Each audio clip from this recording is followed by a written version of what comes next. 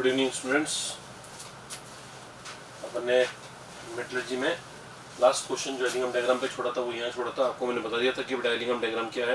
Ellingham diagram delta G और T में graph है, जनरली उस प्रोसेस के लिए जिसमें मेटल का ऑक्सीडेशन हो रहा है, और ये ग्राफ ऊपर चढ़ता हुआ होता है, जिसका मतलब है कि टेम्परेचर बढ़ाने पर इसकी स्पॉन्टिनिटी कम हो रही है, इस प्रोसेस की स्पॉन्टिनिटी कम हो रही है, इसलिए ऊपर जा रहा है। मैंने आपको लास्ट क्लास में लास्ट एग्जांपल ये भी दिया था, ये 1 2 3 इन रिएक्शन को रिप्रेजेंट कर रहा है, कार्बन के ऑक्सीडेशन को रिप्रेजेंट कर रहा है, और कार्बन के ऑक्सीडेशन को रिप्रेजेंट कर रहा है तो अपने को बताना है कि इनमें से कौन सा क्या होगा, ठीक है ना। मैंने आपको बताया था बेटा कि अगर कोई प्रोसेस में एंट्रोपी कम हो रही है, एंट्रोपी कम हो रही है, मैंने आपको कल जो प्रोसेस बताया था ये वाला, M solid plus O2 gas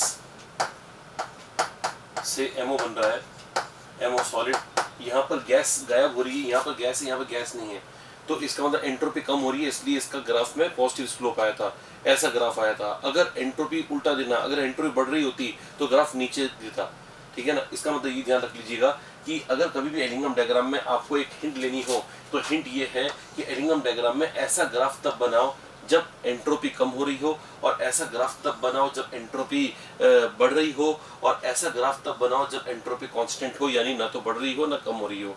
जब एंट्रोपी अनचेंज्ड है तो स्ट्रेट लाइन, कम हो रही है एंट्रोपी तो ऊपर जाएगा, ज्यादा हो रही है तो नीचे आएगा। इस तरह से करो आप, ये आपके लिए सबसे आसान तरीका रहेगा। मुझको बताओ, यहाँ पर ये कार्बन सॉलिड है, सॉलिड को मानते हैं 0 मोल, क्योंकि ये है ना एंट्रोपी के अंदर नहीं करता। जब एंट्रोपी निकालना है अपने को सिस्टम की फिजिकल स्टेट को देखकर, तो ये तरीका होता है। ये गैस है और ये भी गैस है, यहाँ भी 1 मोल, यहाँ भी 1 मोल। जब 1 मोल गैस से 1 मोल गैस ही बनना है तो एंट्रोपी चेंज नहीं होगी, और एंट्रोपी चेंज नहीं होने वाला ग्राफ कौन सा है बेटा, 1 2 या 3, तो ये आंसर है 2, क्योंकि 2 में एकदम straight line parallel to X axis है। इसका मतलब ये वाला ग्राफ जो है वो A को कॉरस्पॉन्ड कर रहा है, तो इसका मतलब ये 2 वाली जो लाइन है वो कहलाएगी CO2 लाइन। CO2 मतलब ये CO2 में बदलने वाली लाइन है, लाइन नंबर 2। तो लाइन नंबर 2 में कार्बन का ऑक्सीडेशन हुआ है 2 CO2, और उसके बाद में है कार्बन सॉलिड। सॉलिड की वापस एंट्रोपी 0 मान लो, हाफ मोल है और यहाँ पे 1 मोल गैस है, तो हाफ मोल गैस की एंट्रोपी ज्यादा होती है या 1 मोल गैस की, तो आपका जवाब होगा 1 मोल गैस की, और 1 मोल गैस की एंट्रोपी ज्यादा है, मतलब इस रिएक्शन में एंट्रोपी बढ़ रही है। और बड़ा एंट्रोपी बढ़ती है तो ग्राफ नीचे आता है, ये मैंने आपको समझाया था। तो ग्राफ नीचे आएगा तो ये वाला 1 है, तो 1 जो है वो ग्राफ किसका है बेटा, ये ग्राफ है C/ किसका, CO का, C/CO का, ठीक है ना। बताओ मुझको, C/CO ग्राफ नीचे आ रहा है, आप समझ गए होंगे। और अब मेरे को बताओ कि थर्ड रिएक्शन CO, ये भी गैस है, ये भी गैस है, ये भी गैस है, ये दोनों गैस मिलाकर कितने मोल है बेटा, आधा और 1.5 मोल है, 1.5 मोल है इन दोनों को मिलाकर, और इसका 1 ही मोल है। 1.5 मोल से 1 मोल गैस बन रही है, मतलब एंट्रोपी कम हो रही है, और मैंने कहा था एंट्रोपी कम हो तो ग्राफ ऊपर जाना चाहिए, तो ये ऊपर वाला जो ग्राफ है वो इसका है। ये थर्ड ग्राफ जो हो गया बेटा, ये हो गया CO2 का, बेटा। अब मुझको सिंपल से बताओ कि which is a better choice of reducing agent, carbon या CO eight low temperature. Low temperature पर ज्यादा अच्छी चॉइस कौन सी है।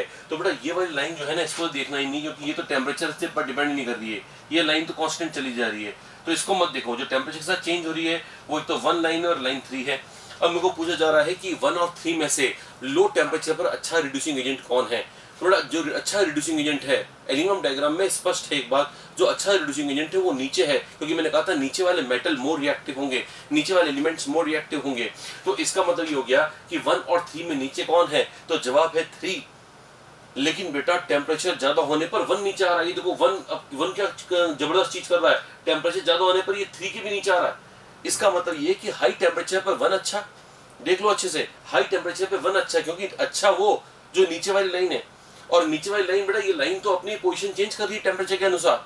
तो 3 और 1 में इंटर क्रॉस ओवर हो रहा है, और वो क्रॉस ओवर इस पॉइंट पर हो रहा है। इसका मतलब इस पॉइंट पर 1 और 3 बराबर रिड्यूसिंग एजेंट्स हैं, 1 और 3 इस पॉइंट पर बराबर रिड्यूसिंग एजेंट है। इस पॉइंट के पहले, इस पॉइंट के मैं पहले की बात करूं, यहां से यहां तक, यहां से यहां तक कौन अच्छा रिड्यूसिंग एजेंट है, तो आंसर है 3। 3 का मतलब कौन, 3 का मतलब कौन है, 3 में है CO, तो CO is a good reducing agent at low temperature. ये लाइन रट के रख लेना, बहुत जबरदस्त काम की है। CO is a good reducing agent at low temperature, while carbon is a good reducing agent at high temperature। ये वापस लाइन काम में आने वाली, बेटा ध्यान रखना कि जो मैं ये दो पॉइंट मैंने बोले ये बहुत इंपॉर्टेंट है। C is a good choice of a reducing agent। पहली बात तो एलिंगम डायग्राम में अच्छा रिड्यूसिंग एजेंट कौन, तो आंसर है जो नीचे है। अब नीचे कौन है तो डिपेंड करता है टेम्परेचर क्या दे रहे हो। टेम्परेचर अगर लो ले रहे हो तो 3 नीचे है, हाई ले रहे हो तो 1 नीचे है। 3 नीचे होने का मतलब है कि CO नीचे है, और CO नीचे होने का मतलब है CO बेटर रिड्यूसिंग एजेंट है। कब, तो आंसर है लो टेम्परेचर पर। मान लो मैंने आपको एक फर्नेस दी और फर्नेस में मैंने बोला कि इसमें कार्बन भी रिड्यूसिंग एजेंट है और CO भी रिड्यूसिंग एजेंट है, तो निचले एरिया में जहाँ पर टेम्परेचर बहुत हाई है, जहाँ पर हमने फ्यूल बर्न कर रहे हैं और टेम्परेचर बहुत हाई है, तो बताओ वहां पर कौन अच्छा रिड्यूसिंग एजेंट होगा, और ऊपर जहां पर की टेम्परेचर लो है वहां पर कौन अच्छा रिड्यूसिंग एजेंट होगा। तो सीधा सरल जवाब है जब ऊपर जाएंगे, जब फर्नेस में ऊपर चढ़ेंगे तो ऊपर की तरफ टेम्परेचर कम होता है, तो इसलिए वहां पर CO बढ़िया रिड्यूसिंग एजेंट है, जबकि नीचे वाले क्षेत्र में, नीचे वाले एरिया में carbon should be the good reducing agent because carbon is better at high temperature while CO is better at low temperature. I hope you understand this and this going to very very important thing, remember that carbon और carbon monoxide में से कौन कब अच्छा reducing agent होता है, right. चलो बेटा अब आपके लिए वापस एक क्वेश्चन है, ये देखो, ये सारी देखो 1 2 3 लाइंस वही हैं, देखो ये भी 1 2 3 लाइंस तो मैंने वापस बना दी यहाँ पर। तो लाइन 1 कौन सी बेटा, लाइन 1 बताओ फटाफट। लाइन 1 CCO की है या CCO2 की, तो 1 वाली लाइन जो है वो CCO की है, सेकंड वाली लाइन CCO2 की, और थर्ड वाली लाइन जो है CO2 की है।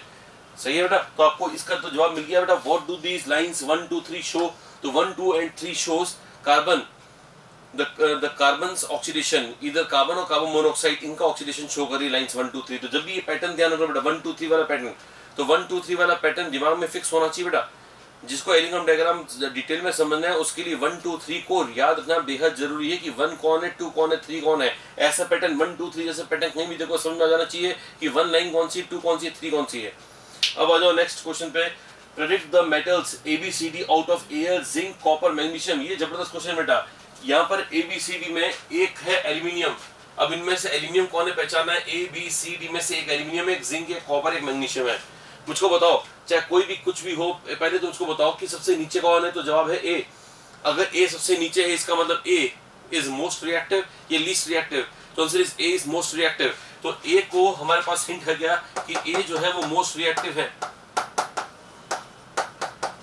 अब बताओ मोस्ट रिएक्टिव, आपने शायद इलेक्ट्रोकेमिकल सीरीज पढ़ी होगी, और अगर आपने पढ़ी है तो बताओ इन चारों में से मोस्ट रिएक्टिव कौन है। Aluminium, zinc, copper and magnesium. Aluminium, zinc, copper and magnesium में से सबसे ज्यादा रिएक्टिव कौन है ना। आपको अगर ये पूछे क्या बोलते हैं उसके हिसाब से, इलेक्ट्रोकेमिकल सीरीज के हिसाब से, तो इलेक्ट्रोकेमिकल सीरीज में Mg सबसे ज्यादा रिएक्टिव आता है। Mg आता है मतलब ऐसा आता है LiKBa SR Ca Na Mg Al Mn Zn etcetera. यूं तो काफी लंबी चौड़ी इलेक्ट्रोकेमिकल सीरीज है, जितना मेरे को ध्यान है, जितना मेरे को मालूम है पहले का, उतना मैंने लिखवा दिया। बाकी अपने कॉपीज में कंसल्ट कीजिएगा, अपनी नोटबुक में NCERT में देखिएगा तो आपको साफ पता पड़ जाएगा सबसे ज्यादा रिएक्टिव मैग्नीशियम है। मैंने कहा था बेटा जो मोस्ट रिएक्टिव मेटल होगा वो सबसे नीचे आता है एलिंगम डायग्राम में, तो A बराबर क्या हुआ बेटा, मैग्नीशियम। तो अपना जवाब देने का समय आ गया है, तो A बराबर हो गया है मैग्नीशियम। यहाँ से मैग्नीशियम को काट दीजिए। बताओ मुझको तीनों में से अब जो बचे 3 हैं उनमें से मोस्ट रिएक्टिव कौन है, तो मैंने यहाँ पे लिख दिया मैग्नीशियम के बाद आता है एल्यूमिनियम, तो मैग्नीशियम के बाद नंबर है एल्यूमिनियम का। मैग्नीशियम तो हो चुका है, अब एल्यूमिनियम, यानी B हो गया है एल्यूमिनियम। फिर C, अब एल्यूमिनियम को काट दो। जिंक और कॉपर में ज्यादा रिएक्टिव कौन है बेटा, तो आंसर है जिंक, तो इसका C हो गया zinc, C is zinc. And D कौन हो गया बेटा, D हो गया कॉपर। इस तरह का, तो इस तरह का बेटा NCERT में दे रखा है, आपके लिए हेल्पफुल होगा अगर आप ऐसी चीजें समझ जाते हो तो। फिर एक क्वेश्चन, सेकेंड और थर्ड क्वेश्चन मैंने NCERT का उठा के दे दिया है। Can Al reduce MgO, Al क्या ऊपर वाला नीचे वाले को रिड्यूस कर सकता है। तो देखो बेटा इस टेम्परेचर के पहले, देखो ये वाला टेम्परेचर बहुत जबरदस्त टेम्परेचर है, इस टेम्परेचर के पहले कौन नीचे है, तो आंसर है मैग्नीशियम। इस टेम्परेचर जो भी ये T टेम्परेचर है उसके पहले मैग्नीशियम विल रिड्यूस Al2O3। क्या बात सही ना, नीचे वाला ऊपर वाले के ऑक्साइड को रिड्यूस करता है, लेकिन ये इस टेम्परेचर के पहले तक होगा। टेम्परेचर के इस टेम्परेचर के बाद में एल्यूमिनियम नीचे आ गया और मैग्नीशियम ऊपर चला गया, तो अब यहाँ पर जो ये एल्यूमिनियम है, ये एल्यूमिनियम इस Mg के MgO को मतलब मैग्नीशियम ऑक्साइड को रिड्यूस करेगा। अगर आपका क्वेश्चन है कैन एल रिड्यूस एमजीओ, क्या एल एमजीओ को रिड्यूस कर सकता है, क्या एल एमजीओ को रिड्यूस कर सकता है, जवाब है यस, लेकिन तब जबकि टेम्परेचर T से ज्यादा हो, है ना। तो इसका मतलब यहां पे लिख दें कि जब when temperature is greater than T, सही है ना। फिर mg, मतलब आप या अपने शब्दों में ही ले सकते हो, हाई टेम्परेचर पर एल्यूमिनियम एमजीओ को रिड्यूस करेगा, ऐसे लिख दो आप। फिर देखो बेटा, अगर मैं पूछूं mg, क्या mg रिड्यूसिंग एजेंट है, तो आंसर है, और वो तो लो टेम्परेचर है ही है, तो लो टेम्परेचर पर mg बड़ा रिड्यूसिंग एजेंट है एज कंपेयर टू एल्यूमिनियम, तो mg can reduce Al2O3, answer is yes. तो इसका है temperature less than T, temperature more than T पर एल्यूमिनियम बढ़िया, टेम्परेचर लेस देन T पर मैग्नीशियम बढ़िया। Can ZnO be reduce bye CO, ZnO be reduce bye CO, CO की line कौन सी बेटा, CO की लाइन ये है थर्ड, ये CO की लाइन है, और ये जिंक ऑक्साइड की लाइन है। बताओ ऊपर कौन सी लाइन है, CO यहाँ ऊपर है, बताओ क्या CO ये थर्ड की लाइन कभी जिंक की नीचे आ रही है क्या बेटा, देखो थर्ड लगातार ऊपर चला जा रहा है, और ऐसा लग रहा नहीं कि ये नीचे ऊपर आएंगे, ये ऐसा लग रहा है पैरेलल लाइन से ये कभी इंटरसेक्ट नहीं करेंगी। तो इसका मतलब ये हो गया कि ये थर्ड, इसके लिए जिंक ऑक्साइड के लिए रिड्यूसिंग एजेंट कभी नहीं होगा। तो ध्यान रखो जो मैं लाइन बोल रहा हूं कि third will never be a reducing agent for zinc because the line of 3 is always above zinc. तो जिसकी लाइन ऊपर है वो अपने नीचे वाले के ऑक्साइड को रिड्यूस नहीं करता है, नहीं कर पाएगा। हाँ, वन कर सकता है क्योंकि वन यहाँ पे इंटरसेक्ट कर रहा है। देखो वन कौन है, तो वन है कार्बन, वन तो है कार्बन, CCO लाइन है, तो इसका मतलब कार्बन रिड्यूसिंग एजेंट है। तो कार्बन जिंक ऑक्साइड को रिड्यूस कर सकता है, लेकिन टेम्परेचर इस टेम्परेचर से ज्यादा पर, क्योंकि इस टेम्परेचर से ज्यादा पर ये नीचे आ रहा है। तो बस बड़ी सीधी सरल सी बात है बेटा, जो लाइन नीचे है वो अच्छा रिड्यूसिंग एजेंट है। तो बताओ मुझको, can ZnO be reduce bye CO, तो ZnO को मतलब जिंक ऑक्साइड को CO रिड्यूस कर सकता है क्या, तो CO तो हमेशा ऊपर है, ये रिड्यूस कभी नहीं करेगा। तो इसका जवाब है no. Can ZnO be reduce by C, क्या जिंक ऑक्साइड को कार्बन, क्या ये कार्बन की लाइन है, देखो कार्बन की लाइन देखो ये नीचे आ रही है और नीचे आके यहाँ पे इंटरसेक्ट कर गई। इसका मतलब ये हुआ कि इस टेम्परेचर, ये जो भी टेम्परेचर है T' मान लो, क्योंकि T अपन पहले काम में ले चुके हैं, T' मान लो, तो इस T' टेम्परेचर के बाद में कार्बन की लाइन नीचे आ जाएगी और वो जिंक ऑक्साइड को रिड्यूस कर सकता है। तो इसका मतलब ये हो गया कि यस, ये है yes, when temperature is greater than T', ठीक है ना। जब टेम्परेचर T' से ज्यादा हो तो zinc oxide can reduce by carbon, ये बिल्कुल सही है। फिर can CU2O B reduce by carbon, CU2O copper की लाइन ये और कार्बन की लाइन ये बेटा, देखो ये वाला कार्बन, ये लाइन, ये लाइन, ये लाइन, ये तीनों लाइन इसके नीचे हैं।